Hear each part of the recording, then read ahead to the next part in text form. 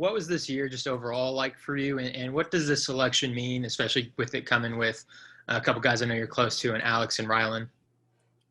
I mean, Rylan's been with me since college, and having him along for the ride since 2018 has been really, really cool. I know we have just that roommate bond that we had in college, and then getting to live with each other last year, and so that's really cool for me. And then me and Alex, we're always getting compared to each other, so just being able to uh, experience, Major League Camp last year with him, and then going to this year being on the 40 man with him is really cool. I've got to know those guys very well, and they're like brothers to me, and I love them.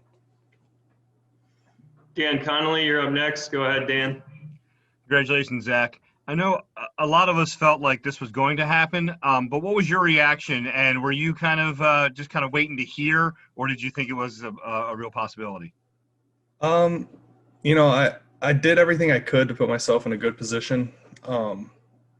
I was confident in what I had produced in the past couple of years, so I felt like I did everything I could. In the back of my mind, there was still that, I don't know what the organization's going to do. These things are always kind of like nerve-wracking for any player. So to be selected, that kind of just gives me a lot of confidence. It's really exciting for me, my wife, and just everyone around me. So it was really cool, and definitely, a long time coming.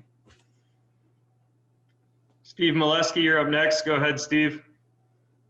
Zach, without games, how did you still do things to get better this year? And I mean the entire year, from spring training when you were there at Ed Smith to when the game was shut down, and then on to Bowie. So when I went into big league camp, it was, get ready for the season, do my best to impress at big league camp, but just get ready for the season. I didn't have much to prove. They knew who I was going in, and just be myself and work on getting ready for the season. But once that got shut down, I came home. I ended up needing to build a mound because it was still freezing cold in Cleveland, and a lot of the facilities were shut down, and the one that was open didn't have a mound for me to use. So I was able to build that with my old pitching coach from high school, and I used that for most of the off season, second off season. Use that most of the time, and then just kind of keep that schedule as much as I could. And then once I got to Bowie, it was working on basically just getting some innings, a lot of the stuff that we had wanted to develop this year or this past year during the season. It was at an accelerated pace, but going to Bowie and then going to instructional camp was probably the most beneficial 2 months that I've had in baseball in a long time in terms of development, because when you're there, you don't have that desire to get better as well as compete, because sometimes you get both of those and they get crossed up and one or the other suffers. And having these two camps this year gave me an opportunity to work on stuff without having to worry about results. So that was very beneficial to me, and I made a lot of strides with that. Joe Trezza, you're up next. Go ahead, Joe.